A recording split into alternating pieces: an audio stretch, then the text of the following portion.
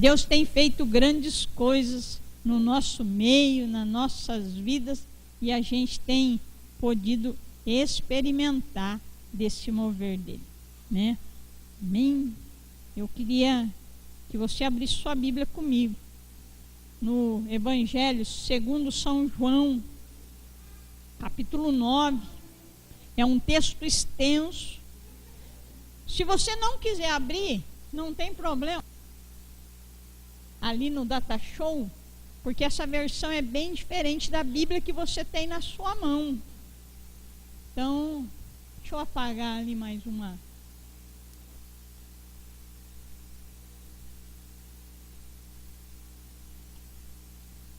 Melhorou?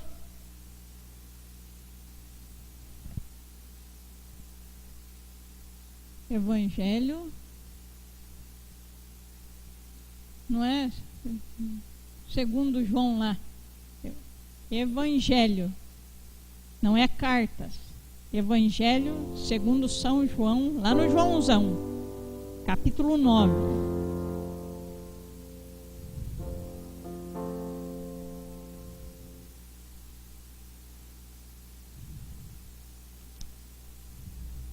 Depois as duplas da casa de paz, para a gente estar orando, né? Aqui no final a gente vai fazer um grupo de oração, tá?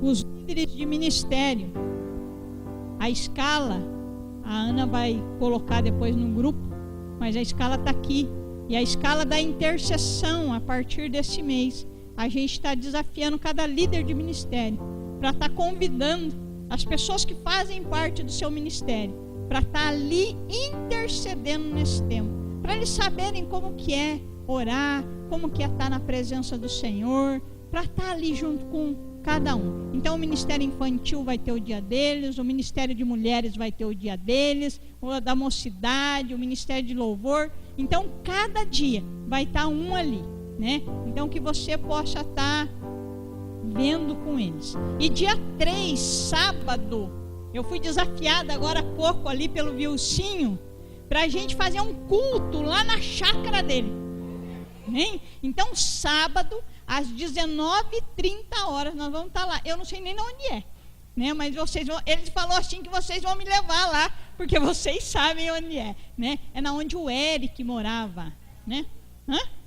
É pertinho aqui, né? Então nós vamos lá fazer um culto sábado lá, um culto, né? Aonde a gente vai poder adorar mais alto, cantar mais alto, falar mais alto, né? Porque aqui a gente não pode muito, senão atrapalha os vizinhos, né? Então sábado, né? Às 19h30 nós vamos estar indo, antes um pouco, né? A partir das 16h30 a gente já vai estar lá na chácara, né? A gente vai antes, lógico. Você acha que eu vou chegar na hora lá? Não chego. Né? Vou chegar antes, né? A gente vai estar ali a partir das 18h30, né? 18h30. Tá bom assim? Tá bom? Melhorou? Então tá bom. Daí a gente vai estar ali, né? Pra gente estar se reunindo, né? Todo mundo lá, para a gente estar orando, abençoando aquele local, abençoando a vida do Vilcinho, que tem abençoado a nossa vida, né? Porque esse local é dele, ele tem sido uma bênção na nossa vida, e nós vamos lá para abençoar a vida dele, né? Dele e da família dele. Amém? Se achou aí, né? Eles acharam lá, obrigada, né? Eu vou estar lendo, você pode ir acompanhando ali comigo. Diz assim a palavra do Senhor: caminhando pela rua, Jesus viu um homem cego de nascença. Seus discípulos perguntaram: Rabi, quem pecou, este homem ou seus pais, para que ele nascesse cego?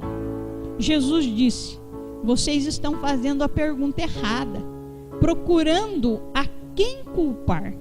Não há nenhuma relação de causa ou efeito aqui. Em vez disso, olhem para o que Deus pode fazer. Precisamos trabalhar com energia por aquele que me enviou. Enquanto o sol está brilhando, quando a noite chega, o expediente acaba.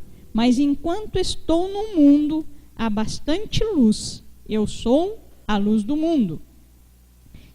Dito isto, ele cuspiu no chão, fez uma mistura de barro com a saliva, esfregou a mistura nos olhos do cego e disse: vai e lave-se no tanque de Siloé. Siloé significa enviado. O homem foi, lavou-se e passou a enxergar. Momentos depois, a cidade estava em alvoroço. Os parentes do homem e aquele que o ano após ano conhecia como um mendigo cego perguntaram: esse não é aquele homem que conhecemos, que se sentava aqui e mendigava? Outros diziam: é ele mesmo. Mas alguns duvidaram: não pode ser o mesmo homem, de jeito nenhum, e só alguém parecido com ele. Mas o homem confirmou: sou eu mesmo. Eles interrogaram: como você conseguiu enxergar? Um homem chamado Jesus fez uma mistura, esfregou-a nos meus olhos e disse: vai a Siloé e lave-se ali. Eu fiz o que ele disse, lavei-me e comecei a enxergar. Então, onde está ele? Eu não sei. E eles levaram o homem aos fariseus, porque o dia em que Jesus fez a mistura e curou a cegueira dele era sábado, e os fariseus o interrogaram de novo para saber como ele havia conseguido enxergar. E ele respondeu: ele pôs uma mistura em meus olhos e eu lavei-me e agora vejo. Alguns dos fariseus resmungaram: obviamente, esse homem não pode ser de Deus, ele não guarda o sábado. Outros argumentaram: como um homem mau pode realizar milagres, atos que revelam o próprio Deus? Assim, houve divisão entre eles. E eles voltaram-se a interrogar o cego: você é perito aqui. Ele abriu os seus olhos. O que você tem a dizer sobre isso? Ele disse: ele é um profeta. Os judeus se recusaram a acreditar que aquele homem havia sido cego a vida toda. Então chamaram os seus pais, os pais do homem, que agora enxergava muito bem, e perguntaram: esse é o filho de vocês? O que vocês dizem que nasceu cego? Então, como ele pode ver agora? Seus pais disseram: sabemos que ele é nosso filho e sabemos que ele nasceu cego, mas não sabemos como ele veio a enxergar. Não temos a menor ideia de quem abriu os olhos dele. Porque não perguntam a ele? Já é adulto, pode falar por si. Pois os pais dele falaram assim porque tinham medo dos líderes judeus e haviam determinado que quem afirmasse que Jesus era o Messias seria expulso da sinagoga. Foi por isso que os pais disseram: pergunta a ele, já é adulto. Eles convocaram o ex-cego segunda vez e disseram: dê o crédito a Deus. Sabemos que aquele homem é um impostor. E ele replicou: não sei nada sobre isso, mas de uma coisa eu tenho certeza: eu era cego e agora vejo.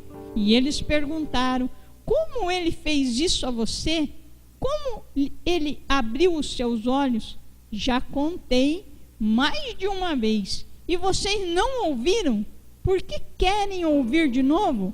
Querem se tornar discípulos dele? E a resposta deixou-os furiosos. Discípulo dele é você. Nós somos discípulos de Moisés. Temos certeza de que Deus falou a Moisés, mas não temos ideia de onde saiu esse homem. O homem respondeu: impressionante. Vocês alegam não saber nada a respeito dele, mas o fato é que ele abriu os meus olhos. É fato bem conhecido que Deus não age por meio de pecadores, mas ouve quem vive em reverência e cumpre a sua vontade. Ninguém jamais ouviu falar de alguém que tivesse aberto os olhos de um homem que nasceu cego. Se este homem não viesse de Deus, não seria capaz de fazer nada. E eles disseram: você não passa de um Zé Ninguém. Como ousa querer nos ensinar? Então correram com ele dali. Jesus soube que ele os haviam expulsado. Procurou por ele e o achou. Então perguntou: você acredita no Filho do Homem?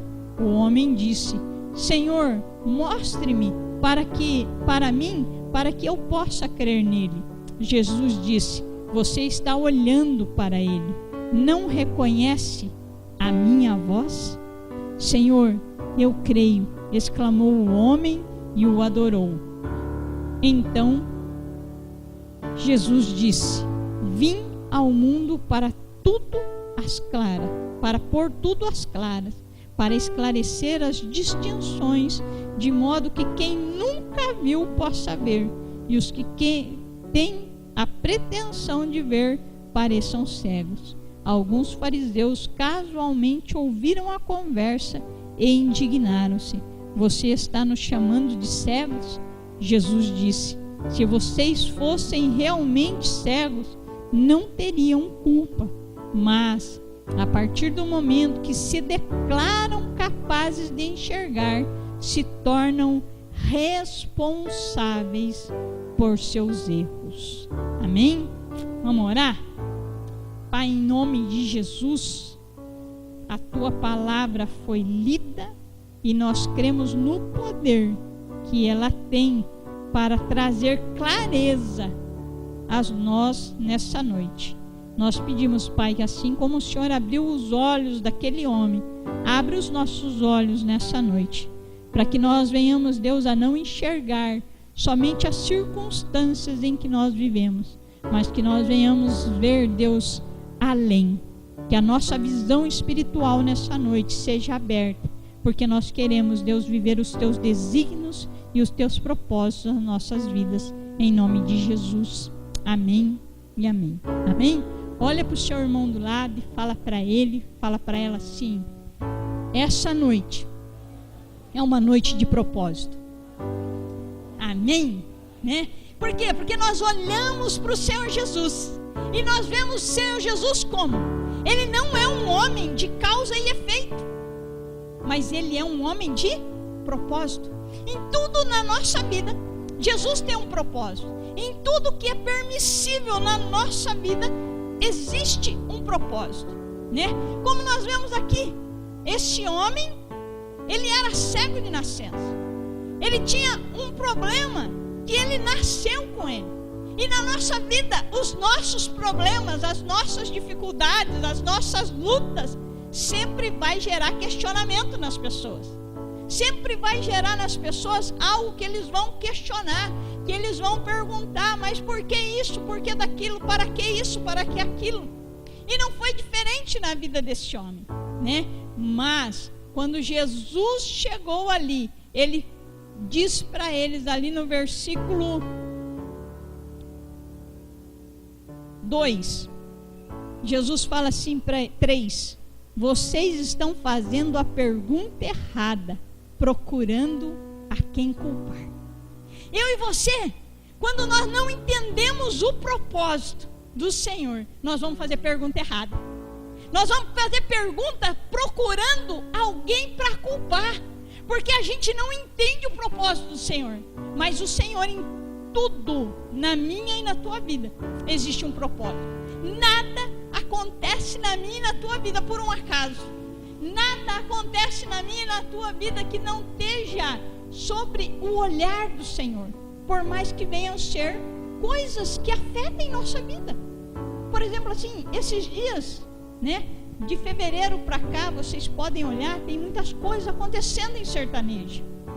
Tem muitas coisas que nós estamos entrando em questionamento. Muitos estão questionando, mas por que isso? Por que tanto acidente? Por que tanta morte? Por que tantas coisas acontecendo?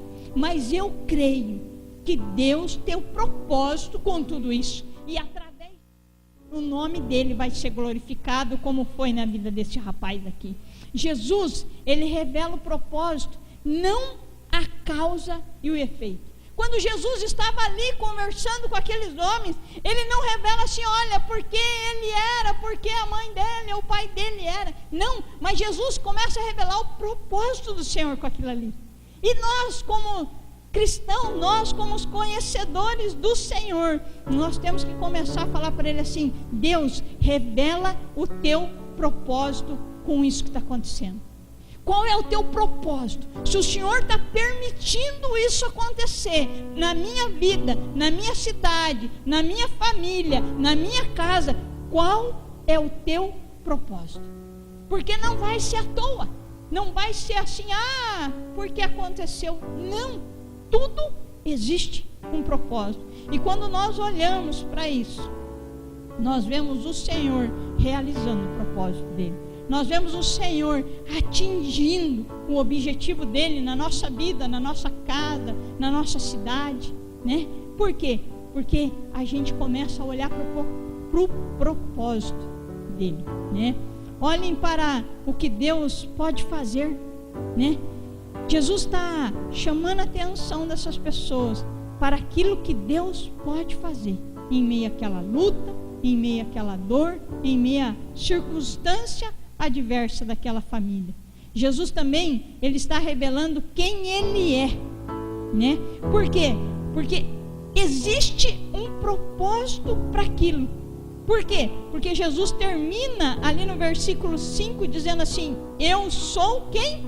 A luz do mundo.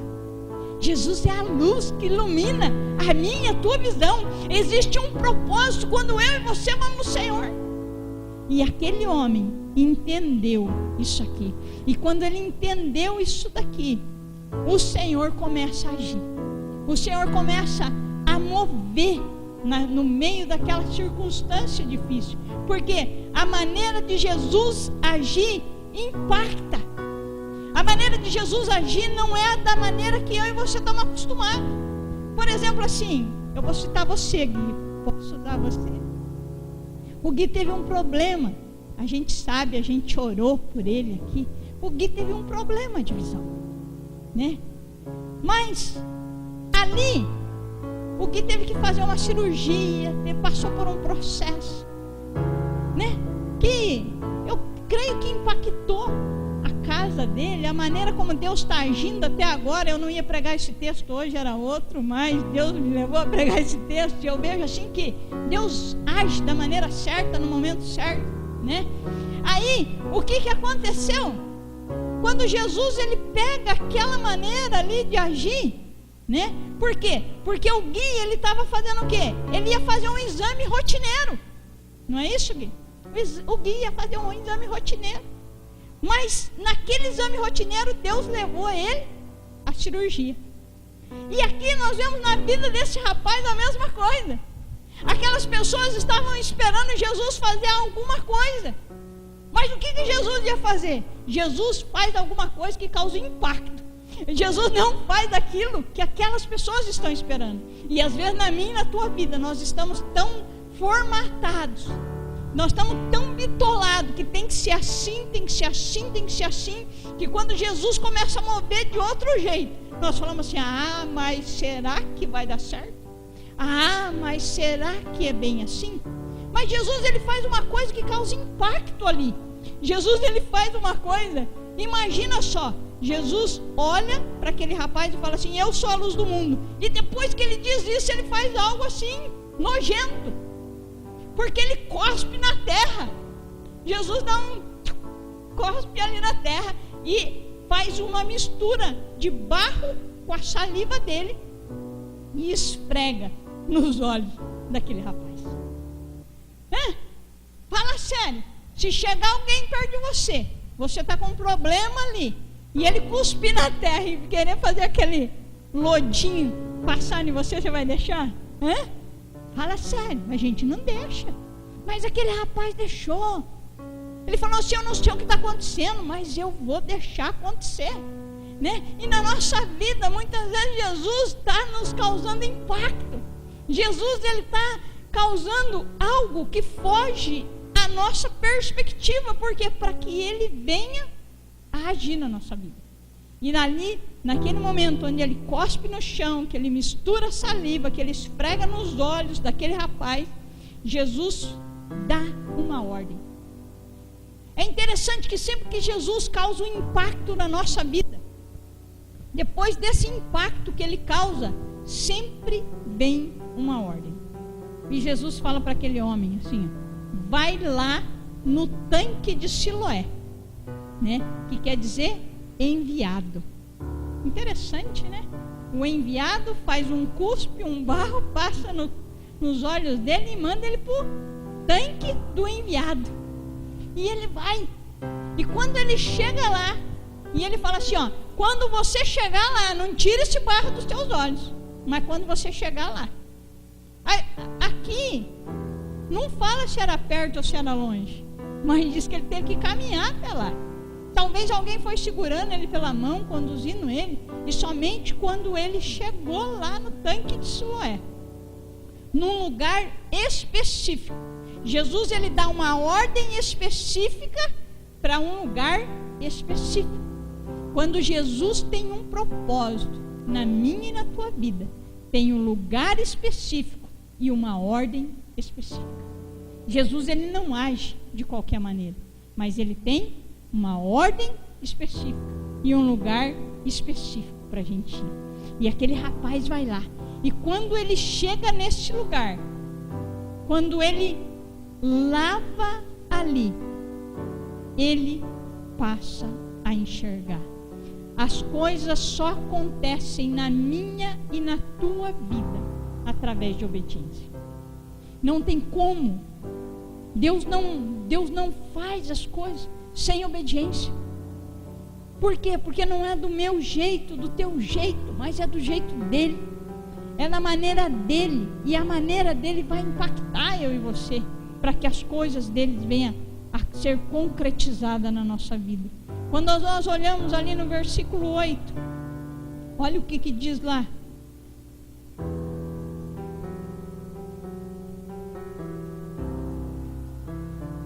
Os parentes do homem e aquele que ano após ano conhecia como mendigo.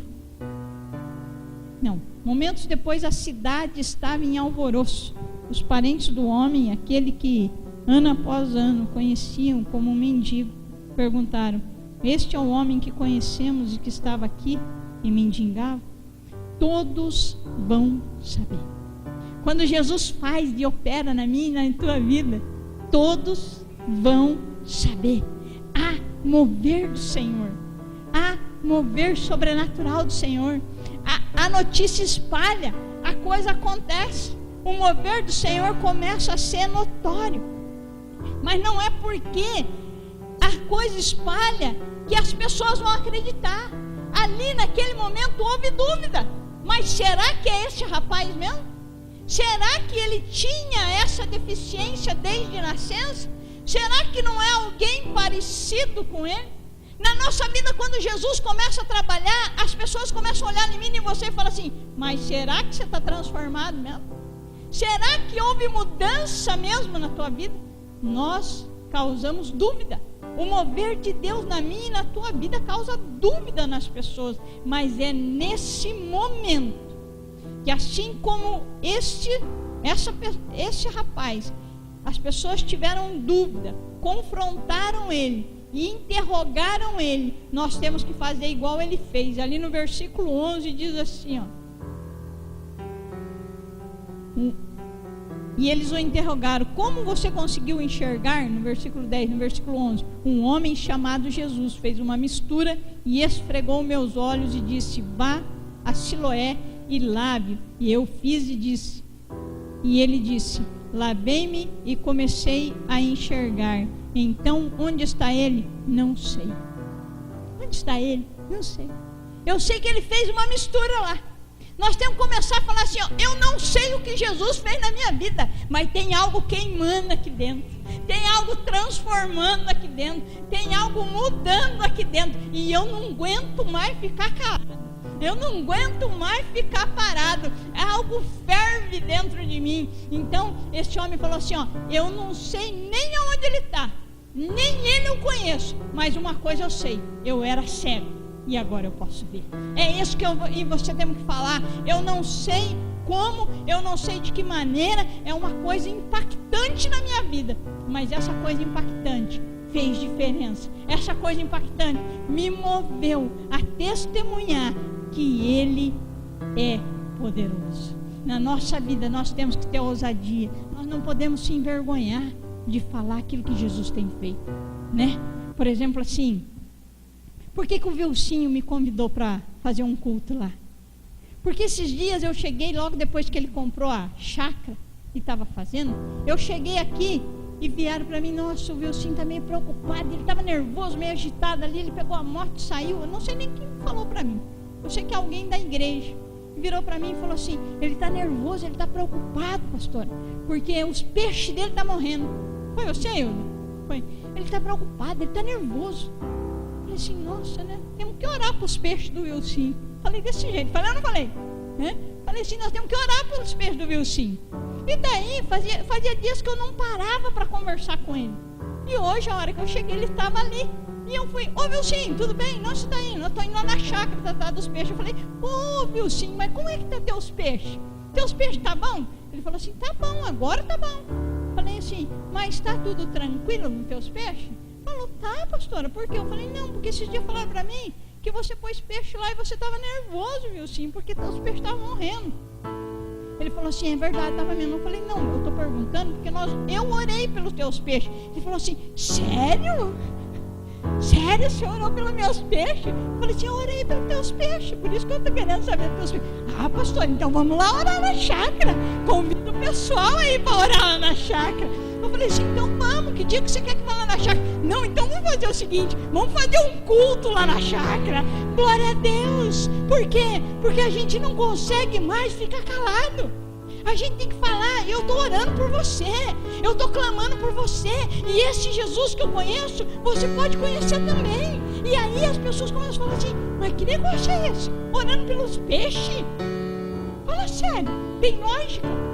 Não, parece loucura, mas estamos orando pelos peixes dele. Eu quero que ele seja abençoado, eu quero que ele seja próspero, porque ele tem abençoado as nossas vidas. Amém? Não é porque ele não está aqui dentro da igreja, mas ele tem nos abençoado e nós temos que orar por ele, clamar por ele. E aí as coisas começam a acontecer. E outra coisa aqui no versículo 12 diz assim, ó, olha comigo lá. Então ele disse, onde está ele? E o rapaz disse assim, eu não sei. Vão querer saber onde Jesus está.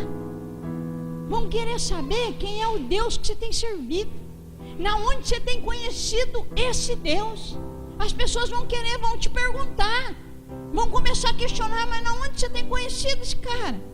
Na onde você tem se encontrado com ele? Na onde você está na presença dele?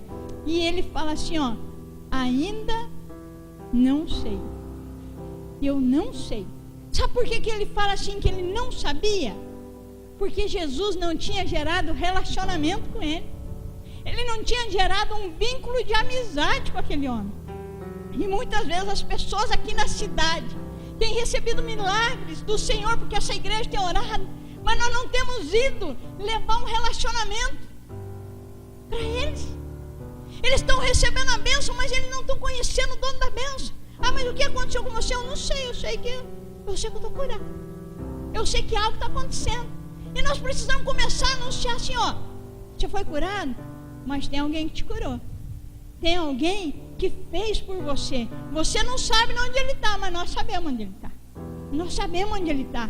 E nós precisamos começar a gerar intimidade para essas pessoas. Gerar relacionamento do Senhor para essas pessoas, porque isso vai transformar a vida delas. E nós vemos aqui no versículo 17, que diz assim, ó: eles voltaram a interrogar o cego. Você é perito nisso. Ele abriu seus olhos. E você tem... o que você tem a dizer sobre isso? E ele disse: ele é um profeta. Eu sei que esse homem é um profeta de Deus. Eu sei que ele tem algo especial, mas eu não sei quem ele é. Na nossa vida nós temos que apresentar Jesus para as pessoas. Nós temos que gerar relacionamento dessas pessoas com Jesus, né? Ali no versículo 18 e 19 diz assim, ó: os judeus se recusaram a acreditar que aquele homem havia sido cego desde a infância. Sempre vai haver questionamento, sempre vai haver dúvida. Por quê? Porque as pessoas formatam as coisas da maneira dela. E muitas vezes eu e você nos acostumamos com o formato, nos acostumamos com aquilo, e a gente também gera dúvida no nosso coração. Mas nessa noite o Senhor está falando assim, ó: vamos mudar isso? Vamos mudar isso? Por quê? Porque aquelas pessoas, eles tinham tanta dúvida no coração deles, que eles mandam chamar os pais. E o rapaz já era adulto. O rapaz já não era mais criança. E a gente vê aqui que os pais dele, a partir do versículo 20 ao 23, diz assim, que quando eles chamam o pai do rapaz, os pais falam o quê? Pergunta para ele. Ele é responsável por ele. Por quê? Porque se ele tomasse uma atitude diferente daquelas que era imposta pelos homens da lei, pela sinagoga, eles podiam ser expulsos de lá. E os pais temeram, porque não foi eles que receberam o milagre. Mas ele fala assim: eles são responsáveis. Pergunta para ele. Ele é responsável por aquilo que aconteceu com ele. Então pergunta para ele. E aquele homem, quando eles vêm questionar ele, ele fala assim: se ele é ou se ele não é, eu não sei. Eu sei que eu era cego, mas agora eu vejo. Esse é o nosso Deus. Nós temos que falar para as pessoas assim, ó: eu tinha esse problema, mas hoje eu não tenho. Vão chamar a responsabilidade para cima de mim e de você. É eu e você que vamos testemunhar da nossa vida. Não é a outra pessoa que vai testemunhar. Não tem como. Eu falei algumas coisas aqui, até no começo eu perguntei para o Gui assim: Gui, você quer testemunhar hoje? Né? É porque eu sabia que eu ia pregar, Gui, entendeu? Né? Eu queria que ele testemunhasse, mas ele falou assim: pastora, hoje ainda não, né? Mas a hora que ele testemunhar, ele vai saber contar melhor do que eu. Por quê? Porque foi ele que passou, ele que teve o mover do Senhor. Eu posso até partilhar algumas coisas, mas a responsabilidade da eficiência do testemunho é ele que vai dar. E na vida das pessoas, as pessoas estão esperando eu e você ter responsabilidade sobre aquilo que Jesus tem feito na nossa vida. E muitas vezes na nossa vida nós temos nos calado por medo do que vão pensar de nós. O que vão pensar de mim eu orando por peixe? Não estou nem aí. Eu quero que as pessoas conheçam Jesus. Amém? É isso que a gente tem que fazer. Pastora, você ora por peixe? Oro por peixe. Pastora, minha cachorrinha está doente. Você ora pela minha cachorrinha? Oro pela sua cachorrinha. É isso aí.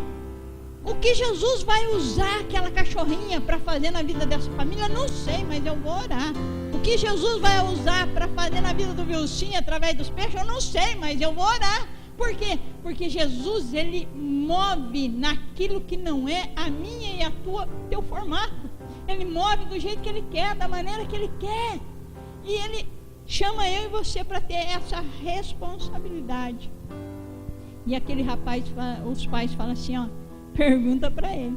Ele já é adulto, ele que se vire, né? Por exemplo assim: pastora, mas nós vamos denunciar você para o bispo. Você está orando para os peixes, não tem problema. Se o bispo perguntar para mim, eu vou falar assim: estou orando mesmo. Se for para ganhar ele para Jesus, oro pelos peixes, oro pelo cavalo, pela vaca, pela produção. Por quê? Porque se ele conhecer Jesus através daquilo, não me interessa se é um cuspe, um barro, mas eu sei que eu vou enviar ele para o tanque de Siloé, para onde tem um propósito, e esse propósito eu e você temos que ser responsável por ele, de anunciar a verdade, de falar, de direcionar, para que nós venhamos a expressar aquilo que o Senhor vai fazer. Ali no versículo 24 nós vemos que eles estavam tão assim, mas tão bravos, que eles convocam o rapaz de novo. As pessoas vão fazer pressão sobre a minha e a tua vida, vão fazer pressão para que eu e você não venhamos anunciar Jesus, vão fazer pressão para que nós venhamos a não nos posicionar, mas eu e você temos que levantar, eu e você temos que testemunhar a verdade que tem acontecido na nossa vida.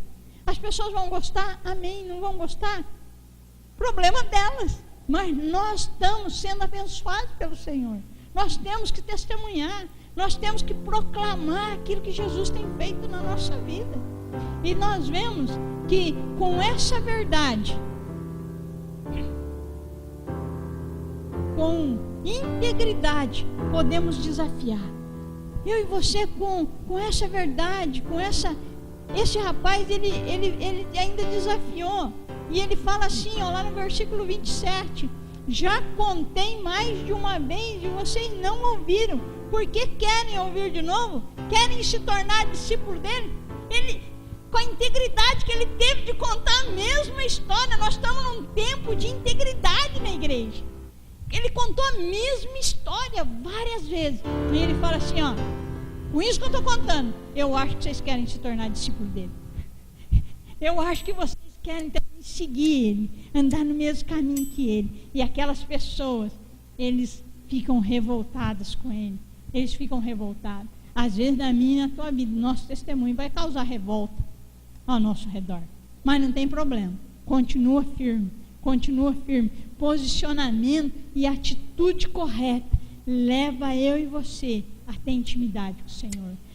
Posicionamento e atitude correta leva eu e você a ter relacionamento com o Senhor. E aí nós vamos vendo que mesmo no meio das pessoas menosprezando a gente, Jesus vem no nosso encontro.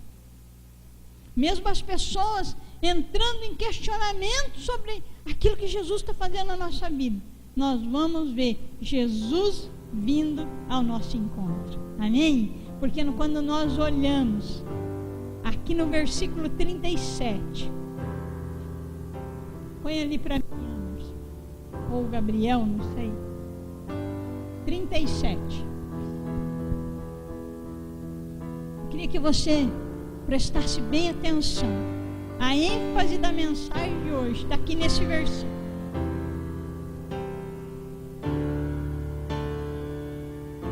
Diz assim, quando Jesus vai ao encontro dele, ele pergunta para aquelas pessoas, mostra a ele para que eu possa crer. Jesus olha para ele, você está olhando para mim. Mas o que mais me chamou a atenção nesse versículo e nessa tradução é que Jesus falou para ele assim, não reconhece a minha voz? As ovelhas reconhecem a voz do seu pastor.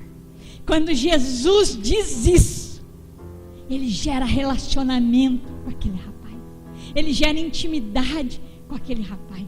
Na minha e na tua vida nós podemos até não saber, as pessoas podem até não saber como Jesus chegou até ela, como Jesus operou um milagre, mas na hora que eu e você falarmos a verdade da palavra, nós vamos falar para ela assim, Jesus falou e ela ouviu. A minha oração nessa igreja tem sido, Senhor, que as tuas ovelhas ouçam a tua voz e venham. Que as tuas ovelhas nessa cidade ouçam a tua voz e venham. Que as tuas ovelhas nesse estado do Paraná ouçam a tua voz e venham. Senhor, que as tuas ovelhas no Brasil ouçam a tua voz e venham, porque a tua palavra diz que a tua ovelha reconhece a tua voz. E assim, aquele homem disse assim, Jesus disse para ele, então Jesus disse, vinde ao mundo para pôr tudo às claras, para estabelecer as distinções, de modo que quem nunca viu possa ver, e os que têm a pretensão de ver pareçam cegos. E alguns fariseus casualmente ouviram a conversa e se indignaram. Você está nos chamando de cego?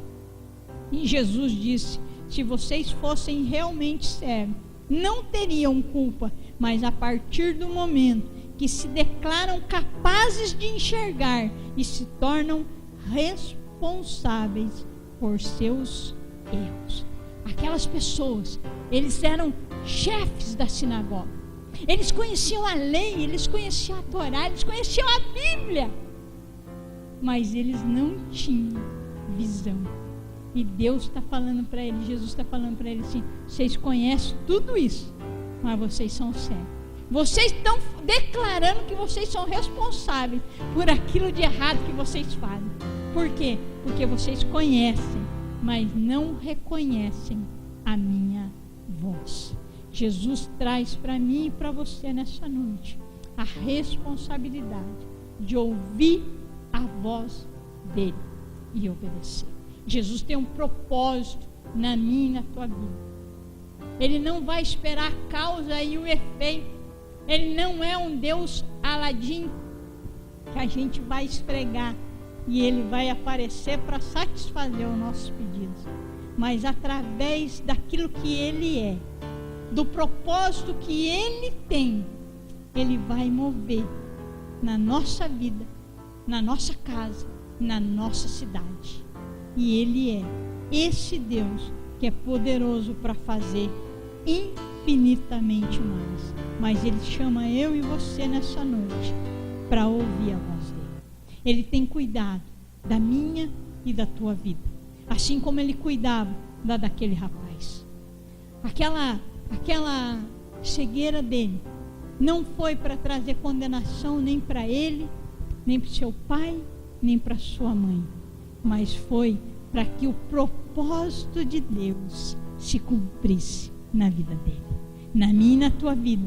Aquilo que eu e você temos passado é para que o propósito do Senhor venha se cumprir, e para que eu e você nos levantemos e fale assim, a minha vida era assim, mas hoje eu sou livre, hoje eu sou liberto, hoje eu posso adorar, porque eu ouvi a voz daquele que me chamou. Amém?